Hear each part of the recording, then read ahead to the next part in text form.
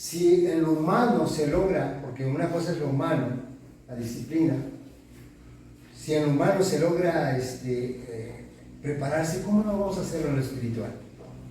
Tenemos que hacerlo. Entonces yo les invito a que sean personas persistentes en la palabra. Hace 8 días, les digo, veíamos acerca de la importancia del perdón de Dios, de todo lo que nosotros podemos ser en Cristo, de cómo somos justos, de cómo somos santos, somos perfectos, de todo eso veíamos. Pero veíamos también, el pecado que puede perdonar Dios. Acuérdense que ellos mataron, dice al autor, les dije, Judas podía tener perdón porque Judas traicionó a Jesús, y aquí Pedro estaba acusando a los israelitas, no que los habían traicionado a Jesús, dice, ustedes mataron al autor de la vida. Y si mataron al autor de la vida y Jesús les ofrecía perdón, porque les decía yo, la conciencia es algo que no podemos mitigar. Y vamos viendo como una mentira, algo que tratamos a veces de sostener, les digo, se va cayendo a pedazos. Y la conciencia te va acusando, aunque nadie te diga, la conciencia te acusa. ¿Sí o no? Entonces, todo eso lo estuvimos viendo, y es importante porque si hay algo que a veces no deja estar en paz a la gente, es la conciencia. Veíamos que una vez que nos perdonó, nunca más se va a acordar de él. No se acuerda más de nuestros pecados. Nadie, ni nosotros tenemos derecho a estar acusándonos de que yo soy un pecador. No, si eres, no va a cambiar. Una lagartija nunca va a cambiar, o una iguana nunca va a cambiar de iguana. No, nosotros no somos pecadores, nosotros somos santos. A ver, ¿nosotros somos qué? Santos, justos y ¿Y dónde están las alitas? perfectos. Nosotros somos santos por gracia, por nuestra fe en Jesucristo. Somos justos. ¿Sí somos justos o no? Sí. Bueno, ¿por qué? Por nuestra fe en la obra de Jesucristo. El único justo, el único santo se llama Jesús. Somos perfectos. A ver, somos justos. Romanos 5.1. Rápidamente, Romanos 5.1. Se los repito, Justificados pues por la fe tenemos paz para con Dios por medio de nuestro Señor Jesucristo. A ver, el medio que somos justos es Jesucristo. Luego, 1 Corintios capítulo 1, versículo 2 y 3. Somos santificados, llamados a ser santos. Y luego, Hebreos 10:14, porque con una sola ofrenda hizo perfectos a los santificados. Veíamos que esa era la diferencia entre el pueblo de Israel y nosotros, que ellos expiaban cada año. Cada año tenían que estar sacrificando, porque el sacrificio, la sangre de los corderos, de las palomas, de los corderos, solamente cubría el pecado. ¿Qué hizo la sangre de Cristo con nosotros? Borró nuestros pecados. A ver, escuchen bien esto. Borró nuestros pecados. Y eso tenemos que tener bien claro, hermanos. Bien claro. Porque esa es la gran diferencia. Por ejemplo, tienen que ir de rodillas para ganarse el favor de una imagen. Ustedes va a ver, es terrible. Yo una sola vez fui a la basílica en México, y había señoras sangrando de rodillas, sangrando ahí, y ya las quieren levantar, y no, porque yo tengo que llegar a mi madrecita, porque están tratando de ganarse con su favor, con sus obras, el favor de una imagen que les haga un milagro. Y también por ejemplo, los testigos de Jehová, ustedes los van a ver todos los días casi predicando. Y cuidado que entregan el reporte, ¿cuántas horas predican? Publican, se llama. ¿Cuántas horas salen a publicar? Lo tienen que reportar. Sí, ahí no vayan a pensar que si no quieres predicar, no. Tienen que reportar cuántas horas salen a publicar para que vayan creciendo. Ahora, escuchen bien esto. ¿Por qué tienen que salir a publicar? Porque ellos se tienen que ganar su salvación mediante obras. ¿Qué dice Efesios 2:8? A ver, recuérdenmelo rápidamente. No es por obras para que nadie... se lo saben ya. Efesios 8. No es por obra. Por gracia sois salvos por medio de la fe, y esto no es de vosotros, pues es un don de Dios. No por obras para que nadie se gloríe. Nadie. No, yo publiqué más el Evangelio. Pues sí, pero no, eso no te da la salvación. La salvación te la da tu fe en Cristo. Y ahorita vamos a ver, efectivamente, cómo vamos a actuar en razón de lo que nosotros decimos que creemos. Porque a veces se nos es fácil decir somos cristianos y yo ya soy justo, y ya soy santo y soy perfecto y voy al cielo y todo eso. Sí, ok. Entonces, ¿para qué estamos aquí? ¿Qué debemos de hacer? ¿Cuál debe ser nuestra actitud? Y vamos a ver aquí que los discípulos en Hechos capítulo 4, vamos a iniciar. Hoy nuestro tema se llama RR, pero más que nada resentimiento por la resurrección. Resentimiento por la resurrección. En el Sanedrín, en el concilio era todo lo que eran los líderes religiosos que celebraban vamos a decir, el ritual judío para adorar a Dios. Y esos estaban aglutinados en el templo. En el templo había un sumo sacerdote que era la máxima autoridad. Escuchen bien, el sacerdote era la máxima autoridad en el templo, pero había otros sacerdotes que servían, por ejemplo, los que ofrecían sacrificios, los que llevaban al pueblo en lo que traían de sus ofrendas y todo eso, porque antes pues traían granos, traían animalitos, todo eso. Entonces era algo complejo en la religión judía el servicio, pero todos lo hacían. Entonces dentro de ellos había grupos. Le quiero decir que en el judaísmo había diferentes grupos, y era el pueblo de Dios, y eran los elegidos, eran los que Dios había llamado. Sin embargo, un grupo muy marcado estaban los fariseos y los saduceos. Y les hago mención de esto porque el tema que vamos a tocar marca muy claramente la fe de cada uno de estos dos grupos. Estaban también había los herodianos, estaban los esenios, había varios grupos. Entonces, pero dentro de dos grupos muy marcados estaban, ¿quiénes? Los saduceos y los fariseos. Los fariseos, escuchen bien esto, los fariseos se distinguían porque ellos creían en la resurrección. Los saduceos se distinguían porque, aunque servían al mismo Dios, creían en el mismo Dios, ellos no creían en la resurrección. Creían que todo era temporal. Entonces aquí en Hechos 4.1, por favor, Hechos 4.1, quiero que lo veamos. Hechos 4.1. Dice así. Voy a leer solamente 3 versículos, vamos a leer hasta el versículo, vamos a después avanzar hasta el versículo 22, pero quiero solamente leer los primeros 3 versículos.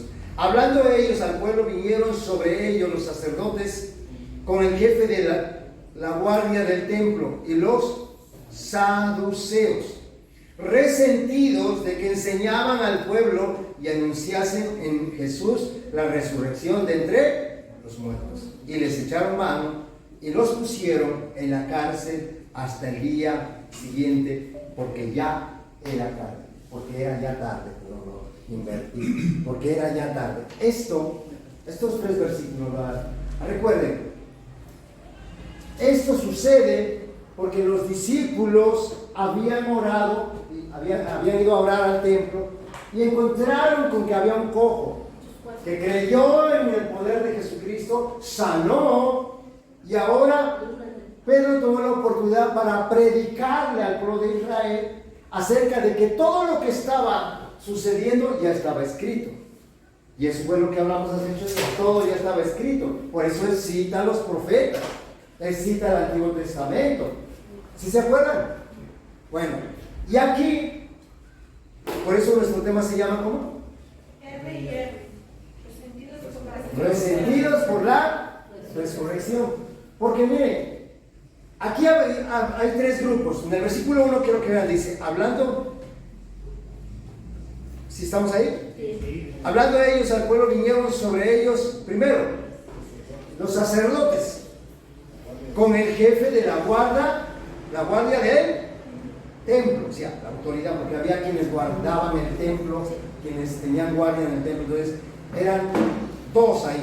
Y los terceros, los saduceos, a ver, los sacerdotes, el sumo sacerdote, el guardia del templo y los saduceos. Ahora, estos son los mismos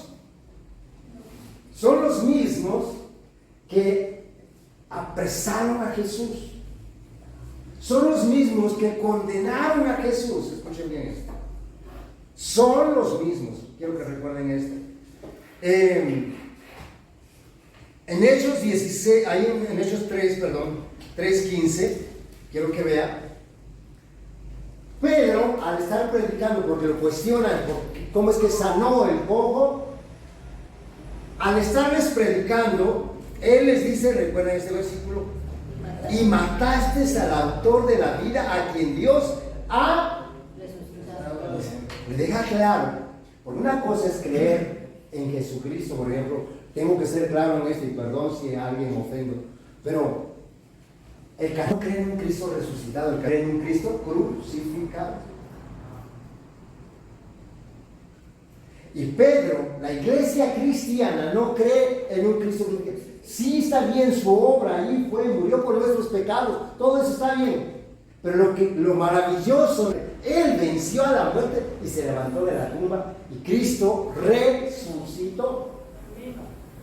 Por eso nosotros creemos en un Cristo resucitado, no crucificado. Entonces Pedro les habla de ello, dice, ha resucitado de los muertos, de lo cual nosotros somos testigos. El centro del cristianismo tiene que ser eso, la predicación del Cristo resucitado, no crucificado. Bueno, Pedro les aclara eso. Y esto va creando en ellos, escuchen bien esto, va creando algo que se llama resentimiento. Porque su conciencia los acusa. Que ellos fueron los que acusaron a Jesús para que muriera en la cruz. O bien. Luego quiero que avancemos un poquito más porque quiero que vean ahí mismo en Hechos 3:16. Dice, escuchen bien esto.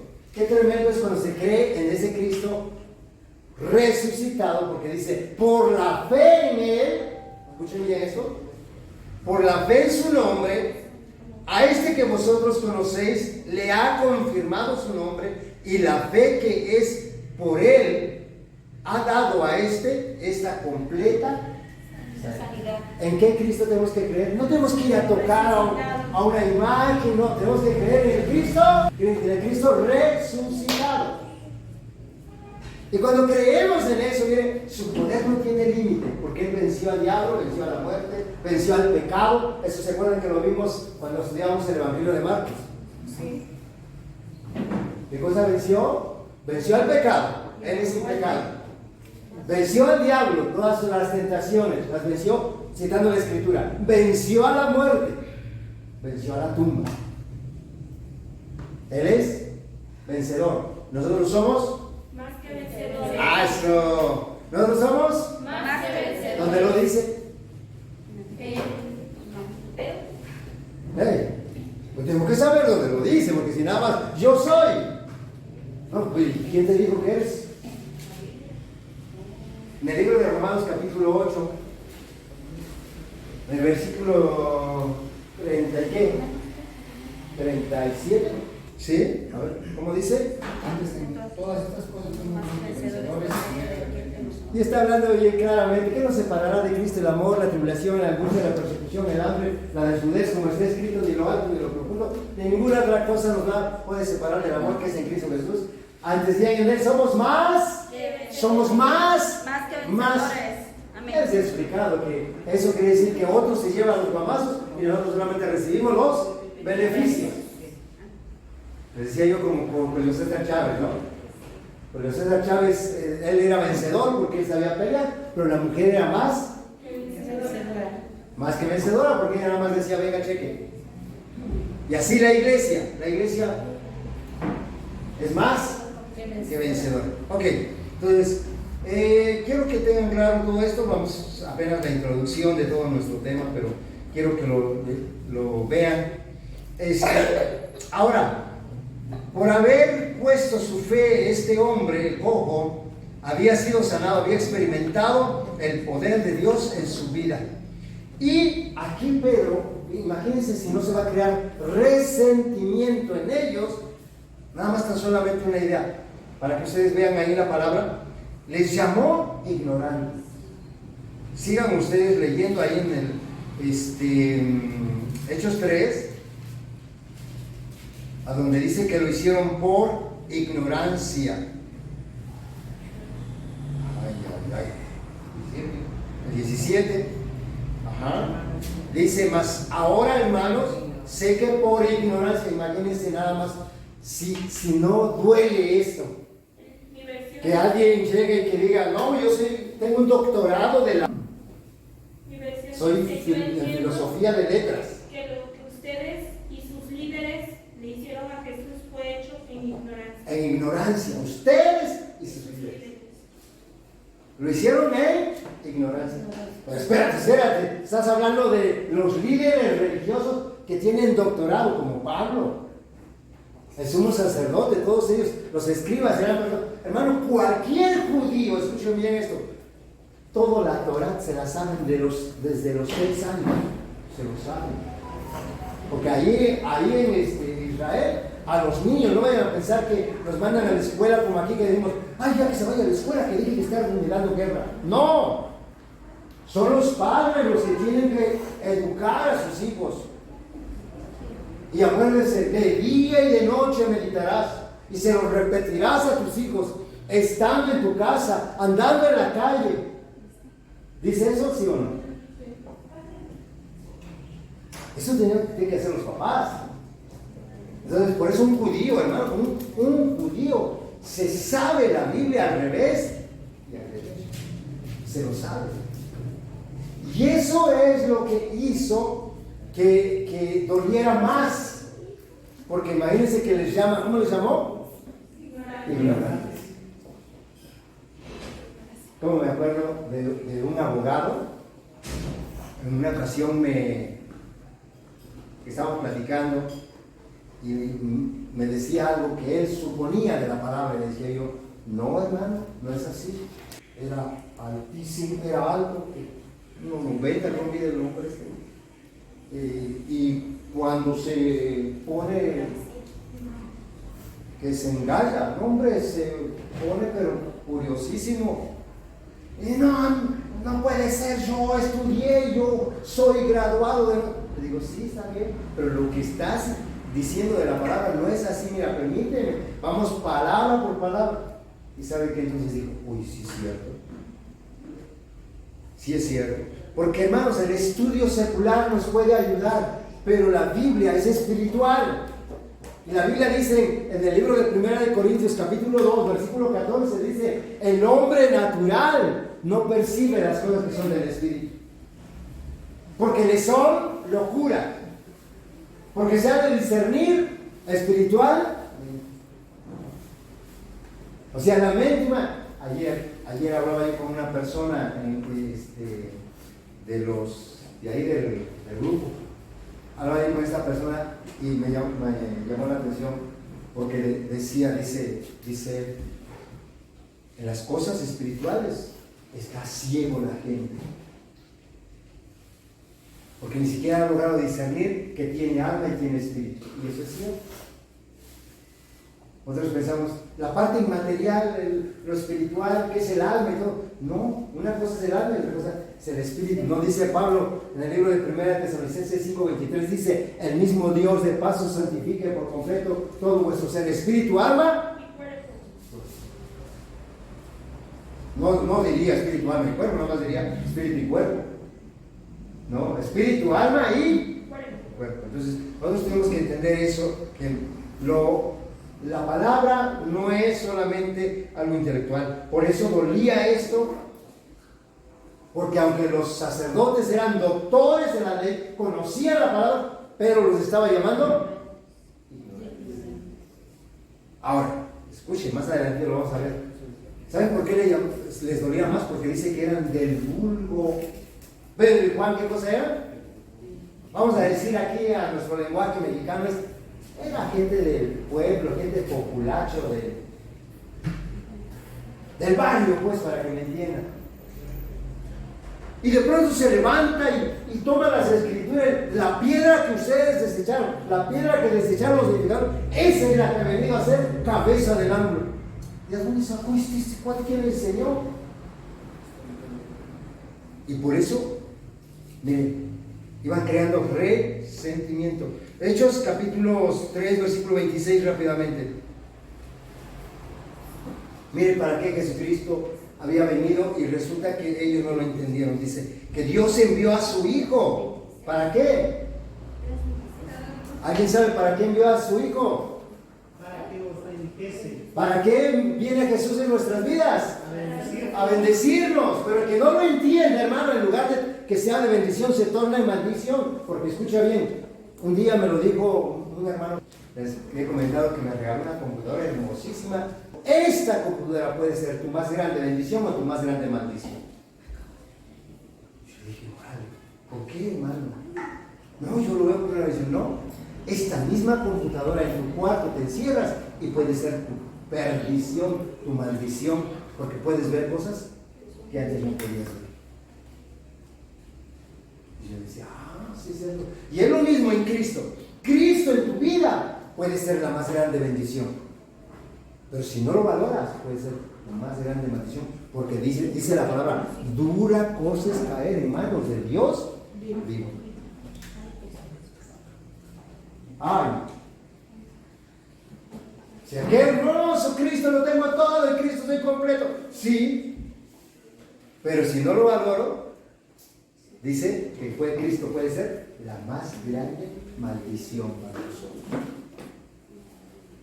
Maldito todo aquel. Y empieza, y nos dice, pero no que bendice, sí, porque dice aquí, dice, vosotros primeramente, vosotros dice, Dios habiendo levantado a su Hijo lo envió para, y subraye eso, ¿para qué? Para que os bendijese, a fin de que cada uno se convierta. Y aquí entra la responsabilidad personal, no es de familiar, no es que mi papá asiste o mi papá sí es cristiano, no.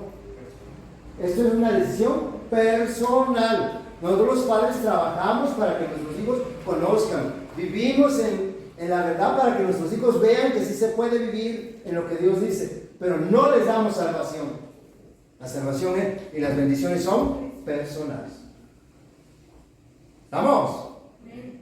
Ok, ahora sí, vamos a empezar. Hechos, capítulo 4, versículo 2, por favor. Recuerden que solamente tocamos que estaban tres grupos.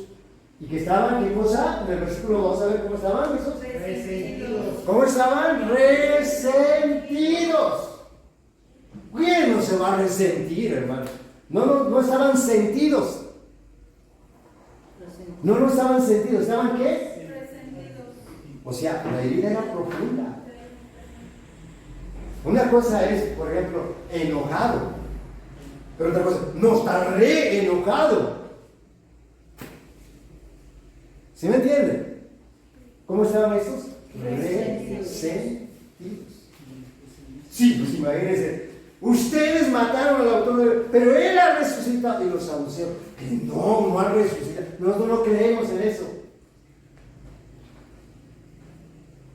Y Pedro dice, es que Jesucristo ha resucitado, porque el centro de la predicación cristiana es la resurrección de Jesucristo. Véanlo ustedes, miren, ahí mismo en el versículo 2 dice, resentidos de que enseñaba al pueblo a anunciarse en Jesús la resurrección. Ahí están las dos R's. ¿Sí estamos? ¿Cómo estaban? Resentidos. ¿Por qué estaban resentidos? Por la resurrección de Cristo. ¿Verdad que sí? Ahora yo les digo, si no querían, Cristo dejó evidencias de que resucitó, ¿no? Se manifestó, dice que a más de 500 se manifestó, se abrieron las tumbas. Eso lo vimos cuando vimos el Evangelio de Marcos, ¿no se acuerdan? Se manifestó a más de 500 hermanos, dice. Tan sencillo, vamos a decir, yo soy saduceo, ustedes son fariseos, o quieren al revés, los que ustedes quieren de creer en la resurrección y los que no creen. ¿Ustedes cuáles quieren ser? ¿Fariseos? Bueno, ustedes creen en la fariseos hipócritas. No, está bien. Bueno, ustedes creen en la resurrección, yo no. Pero para derribarles su argumento, ustedes que creen en Jesucristo resucitado, estaba bien fácil. Estamos en Jerusalén, estamos a 3 meses de que Jesucristo había muerto, máximo, 3 meses. Bien sencillo, ¿sabes qué? Agarro a este fariseo y me lo llevo y le digo, mira, vente, te voy a quitar la venda que tienes. Ve la tumba, vamos a la tumba. Se supone que si no resucitó Jesucristo, lo puedo llevar a la tumba y ¿qué? Ahí está el cuerpo, ¿no? En aquel entonces no era escarbar tierra, era quitar la piedra, porque eran cuevas donde metían a los cadáveres. Era bien sencillo, aquí están sus huesos, aquí está corrompido todo, pero aquí está. Y sin embargo, ¿sabe qué? No podían, porque había resucitado. Aunque les comía eso, no podían derribar esa unión. No podían. Es tan fuerte lo que dejó Jesucristo, las evidencias que dejó Jesucristo, que no pueden refutar. Cualquiera que nos pueda querer refutar que Jesucristo resucitó, tenemos muchísimos argumentos para poder mostrarle que sí ha resucitado, que está a la diestra del Padre. Tenemos muchísimos argumentos. Así que lo único que tenemos que ver es cómo responder ante tal actitud. Punto número uno. ¿Cómo responder? Escuche bien esto. Les dije que apenas estamos introduciendo, ¿no? Entonces, ¿cómo responder? El punto número 1 es cómo responder ante la adversidad o cuestionamiento. Y máximo, recuerde, se lo está haciendo un resentido. Porque una cosa es que alguien llegue y te, oye, quiero aprender, fíjate que no entiendo eso. No, pues no hay problema, te voy a enseñar. Pero alguien que está resentido, ese Dios que tú dices, ese Jesús que tanto mencionas, y empieza a vociferar en contra tuya. Entonces, ¿cómo responder? Aquí vamos a ver, vamos a aprender esto. Lo primero que quiero que quede bien claro es esto: ¿cómo vamos a responder ante la adversidad? Y número 2, nuestra postura ante la oposición. Recuerde esto. Primero, ¿cómo vamos a responder ante la adversidad? Y nuestra postura, no solamente querer argumentarles, sino a ver, ¿por qué creemos en lo que creemos? No me va a dar tiempo compartirles todo, voy a tocarlo muy someramente, pero lo tercero es nuestra fuerza, nuestra confianza. Esas 3 cosas quiero que las entendamos. ¿Cómo voy a responder? ¿Cuál es mi argumento, mi postura? ¿Y cuál es mi fuerza? ¿Vale? Entonces vamos a verlo aquí, ahora sí, en los siguientes versículos. Lo primero quiero que recordemos, les dije que los saduceos no creen en la resurrección. un día, estando Jesús en la tierra, le cuestionaron. Marcos 12, capítulo 12, versículo 18 al 24. ¿Se acuerdan de esta historia? Lo leímos cuando estudiamos el Evangelio de Marcos, acerca de que se acercan a Jesús los saduceos y le preguntan: Señor, tú que hablas de la resurrección, a ver, hubo una mujer que se casó con un hombre y no pudieron tener prole, se le murió el marido, y después se casó con su siguiente hermano, y así hasta que mató a los 7. No mató a los 7. Se murieron los 7. Pero les digo, ¿quién se iba a querer casar con esa mujer, no? Le iban a poner la matamaridos. Entonces, bueno, cuestiona eso. Vienen los saduceos, le dice Jesús. Una pregunta a Jesús: si tuvo 7 maridos a esa mujer, allá en el cielo, ¿tú que nos hablas de resurrección? Allá en el cielo, ¿de quién va a ser esposa? No, hombre, tenían colmillos estos saduceos, Sin embargo, vean en el versículo 18, dice que los saduceos, ¿sí o no? ¿Sí? Entonces, ¿por qué aclara eso? Porque ellos no creían en la resurrección. Bueno, pero Jesús les responde bien sencillo. Dice en el versículo 24: entonces respondió Jesús y les dijo: no erréis por esto, porque ignoráis las Escrituras y el poder de Dios. Chequen esto. ¿Cuál es el peor enemigo del ser humano? La ignorancia. No es el diablo, mire, se va así. Nuestro peor enemigo es la ignorancia. Puede ser que se incomode usted. Yo luego le estoy preguntando, y luego a mi hija hasta me dijo: papá, luego eres sarcástico. Porque luego les digo: ok, ya dice eso, ¿dónde lo dice? No es porque quiera yo exhibirle, avergonzarle, es porque quiero que tenga argumentos, que usted madure, que usted crezca, que usted sepa por qué cree en Jesús, qué es lo que cree. No que luego llegan los venimos hablando: ay, no tengo tiempo, no puedo. ¿Eso sabe qué denota? O dicho en otras palabras, ignorancia.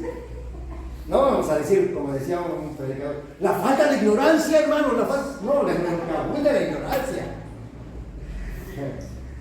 ¿Cuál falta de ignorancia? Es lo que abunda la ignorancia, ¿no? Entonces, no, tenemos que nosotros prepararnos. Al menos esa es mi condición. Yo les digo, de verdad, antes anhelaba yo, que vengan las multitudes, quiero multitudes. Y yo trabajé mucho tiempo con esa visión. Ya tenemos 300, pero vamos por los 500. A ver, hermanos, trabajemos.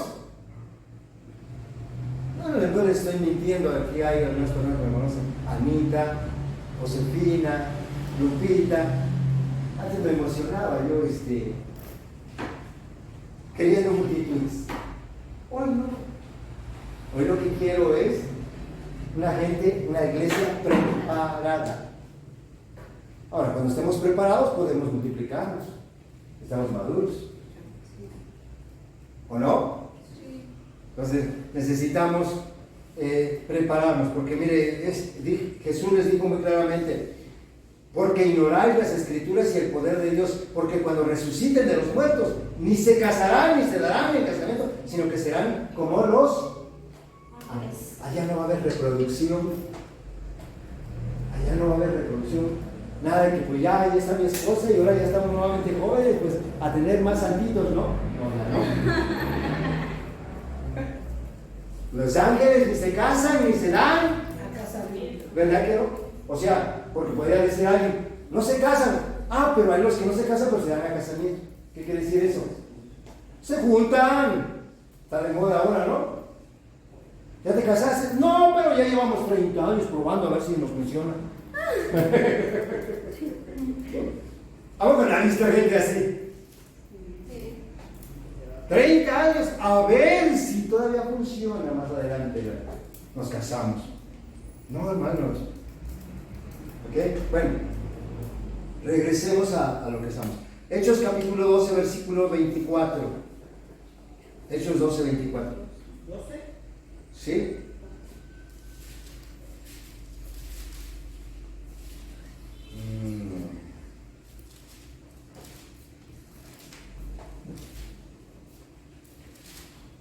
No, perdón, estamos en Marcos 12, 24, no sé por qué le dije. Perdón, Marcos 12, 24. 12, 24 es, no. Hechos, no. Entonces respondió Jesús y le dijo: erráis por eso, porque ignoráis las Escrituras y el poder de Dios. Vamos a Hechos 23, 6.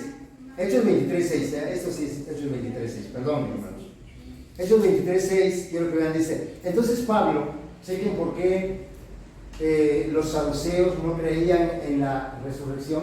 Y quiero que veas, Hechos capítulo 23, versículo 6, dice: entonces Pablo, notando que una parte era saduceo, estaban juzgando a Pablo, el concilio estaba ahí, y sabía que había una división entre el concilio, unos eran fariseos, otros eran saduceos, unos creían en la resurrección y otros no. Entonces dice que Pablo, notando que una parte era saduceo y otra fariseos, alzó la voz en el concilio: varones hermanos, yo soy fariseo, hijo de fariseo, acerca de la esperanza de la resurrección de los muertos se me puso.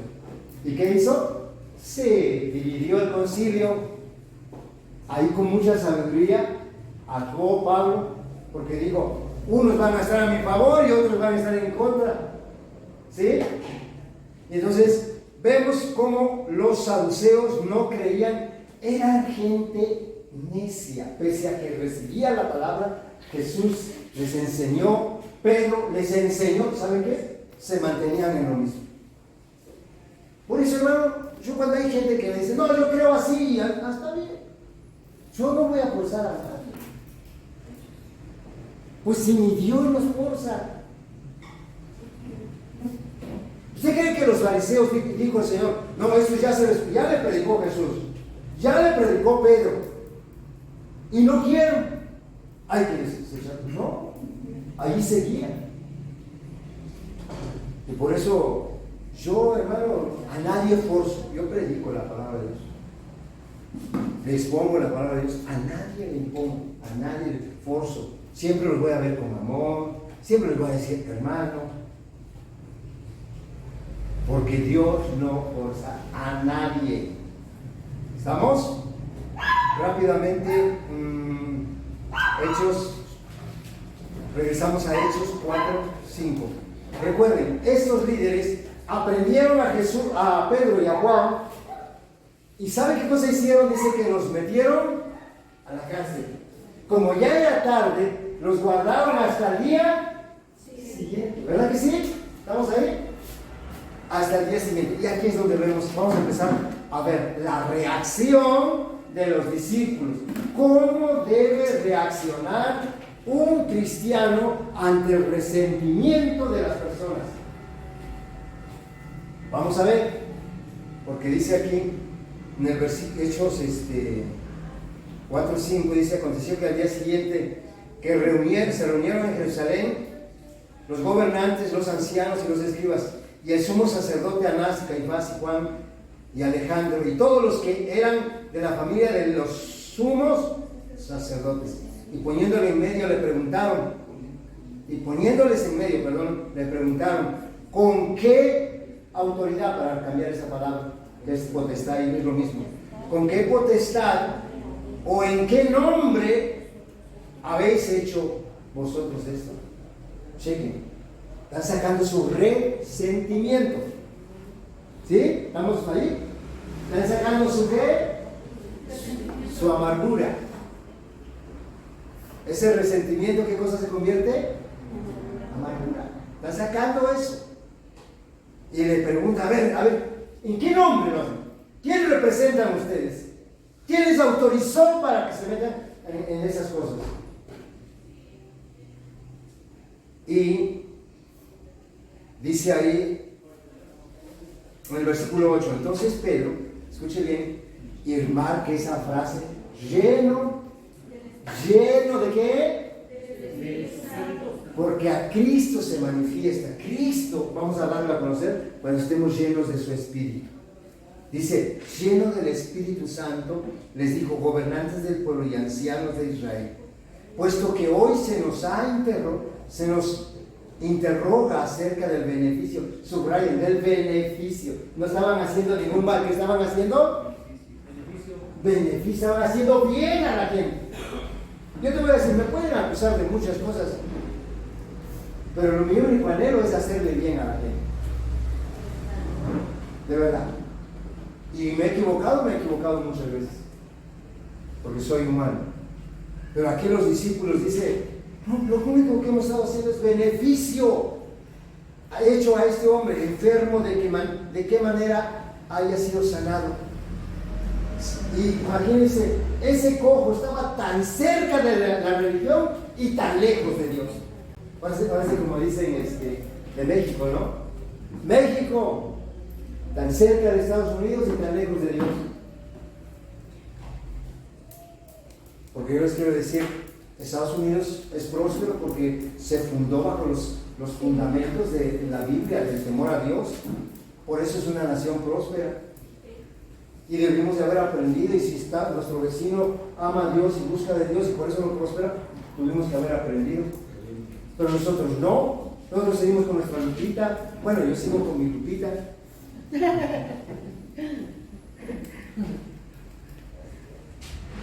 Sí.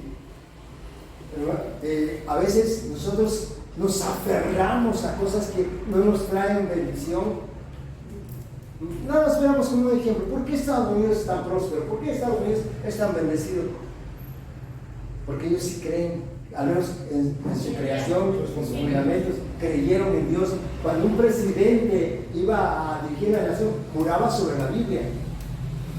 Jura sobre la Biblia cada cosa. Todos eso. ¿Sí? Y nosotros no aprendemos. En Estados Unidos, hermano, los americanos no son limosneros, no dan limosnas. En Estados Unidos los cristianos dan ofrendas. Ustedes saben, por ejemplo, que decimos, los americanos nos invaden con sus supermercados, son los rateros. ¿Saben cuál es el principio de prosperidad de esas tiendas? Ellos sostienen a misioneros. Esa empresa, Walmart, sostiene a misioneros en la ventana, no sé cómo le llaman, ventana que de con los árabes, para que vayan a predicar allá. Los americanos sostienen misioneros que van ahí, les pagan todo. Se dirá, es bien fácil, entonces vamos. Sí, nada más hace poco le mataron a un misionero, lo mataron con la esposa, con 7 hijos se quedó. Y le decían, vuélvete a Estados Unidos. Dijo, no, porque entonces la muerte de mi esposo sería mal. Me quedo a predicar el evangelio con mis hijos. ¿Y saben qué? Siguen en esa tierra, a donde matan a los cristianos. Se siente mal porque a veces me torció la boca del hermanito, no me saludó, me regañó que llegué tarde, ya no voy a ir. Hermano, allá los matan, los queman a los cristianos. ¿Y sabe qué? Ahí siguen amando al Señor. No son como nosotros. Así que yo les invito a que aprendamos a amar al Señor. Mira la respuesta, el amor con que responde Pedro. Porque regresamos a Hechos 4:10, dice, sea notorio a todos vosotros y a todo pueblo de Israel, que en el nombre de Jesucristo de Nazaret, a quien vosotros crucificáis y a quien Dios resucitó de los muertos, por él este hombre está en vuestra presencia. ¿Qué vuelven a predicar? Si tu problema es que yo predico a un Cristo resucitado, voy a hacerte la mención otra vez. ¿Por qué estaban resentidos? Porque no creían en la resurrección. Porque oían que ellos predicaban a Jesucristo resucitado. Pues dicen, ¿qué mal he hecho? No he hecho un beneficio. ¿Y por qué se sanó? Porque ha creído en el Cristo resucitado. O sea, si el otro está resentido, hay que meterle la resurrección, pero bien. ¿Estamos? La predicación no se puede cambiar. El centro de todo es la resurrección. Hechos capítulo 14, versículo 22, por favor. Hechos 14, 22 dice: vean, cuando se cree en un Cristo resucitado, dice, confirmando los ánimos de los discípulos, exhortándoles a que permaneciesen en la fe y diciéndoles, es necesario que a través de muchas, mire la actitud de los discípulos, no sería la resurrección les daba ánimo. Es necesario que a través de muchas tribulaciones entremos al reino de Dios. Necesitamos nosotros entender esto. Creo que voy a dejar pendiente lo demás porque está bien largo para que nosotros lo resumamos. Solamente vamos a tocar este punto número 1 y dentro de 8 días vemos la segunda parte. ¿Vale? Pero sí quiero que les quede bien claro de que predicamos a un Cristo resucitado. Amén. Amén. Ok, vamos rápidamente en San Juan 16:33. Nada más quiero terminar este punto de número 1. 16:33. Porque a veces creemos, no, pues yo como Cristo, predico a un Cristo poderoso, no voy a tener problemas. No, dice, es necesario que a través de muchas tribulaciones entremos al reino de Dios. ¿Qué quiere decir eso? Entras al gobierno de Dios, Él gobierna tu vida, nada te hace cambiar, tú permaneces firme, aunque haya oposición, aunque tengas resentimiento, tu actitud no puede cambiar. Mire, que oposición siempre lo va a haber, resentidos siempre lo va a haber, en todo lugar, pero tú tienes que mantenerte firme. Dice en el libro de San Juan 16:33, estas cosas os he hablado para que en mí tengáis, en el mundo tendréis promesa del Señor, dicen en la iglesia. ¿Cómo dice el pueblo? Te adoramos, Señor. A ver si es cierto. En el mundo, ¿qué cosa van a tener? Ay, es que a mí me prometió Dios. Pues sí, esto es lo que prometió Jesús. ¿Ustedes creen que a Él lo amaron? Dice, ¿saben qué? Ahorita vamos a leer otro texto, dice, a ustedes los van a aborrecer porque no son del mundo. No esperen que los amen. Si los aman es porque no son de Dios, son del mundo. Porque el mundo ama a los suyos. ¿A quién ama el mundo? Ahorita vamos a ver, esperen. San Juan capítulo 15, versículo 20 y 21, por favor. ¿Qué es lo que tenemos que hacer? Ahí el texto que acabamos de leer, de Hechos 16, solamente dice, confiar, yo he vencido al mundo. ¿Qué tenemos que hacer? Confiar. ¿Qué estaba haciendo Pedro y Juan? Confiando. Aunque los metieron en la cárcel, no salieron hablando con resentimiento a los resentidos, salieron hablando palabra de Dios.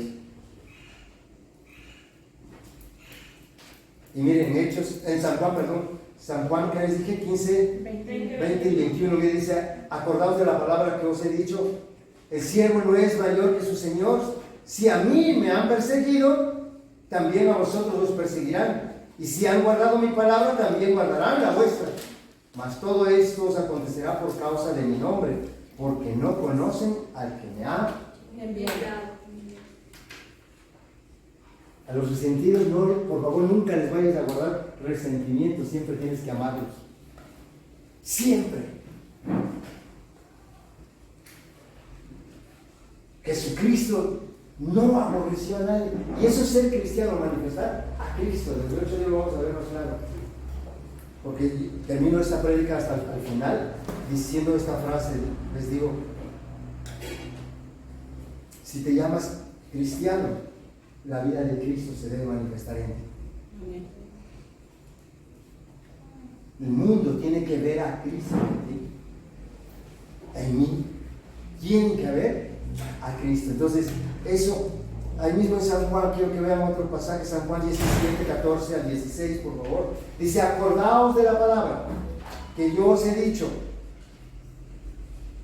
Perdón, ese es San Juan 15, 20, ¿verdad? No vamos a San Juan 17, 14. 17, 14. Dice, yo les he dado mi palabra y el mundo, ¿qué cosa haga? Los aborreció porque no son del mundo. Estamos viendo cómo Juan, Pedro estaban haciendo bien y en vez de que los amen, ¡ay, qué bueno que se ganó el cojo! Siempre estuvo ahí en la puerta, era un obstáculo.